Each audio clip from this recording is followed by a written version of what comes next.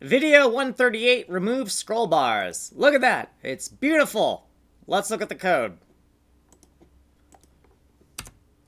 I made this tag section to be able to find the HTML document because this is a very stripped down document and it does not contain things you would usually see in an HTML document. So next time I'm looking for this, I'll be able to find it faster. The solution I decided to do in JavaScript because I fucking hate writing HTML and I wanted to keep this as stripped down as possible. Here's the solution inside of the initialized client code, which it's been a very long time since we were in this function.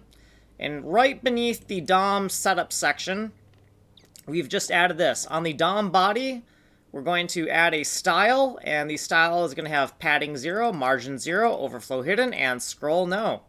And that's all we had to do. Here's what we did previously, and here's what we did in this video. So if you want to get the source code, you can go here, you can email me here, and you have been on this playlist here. This is video 138. Like and subscribe.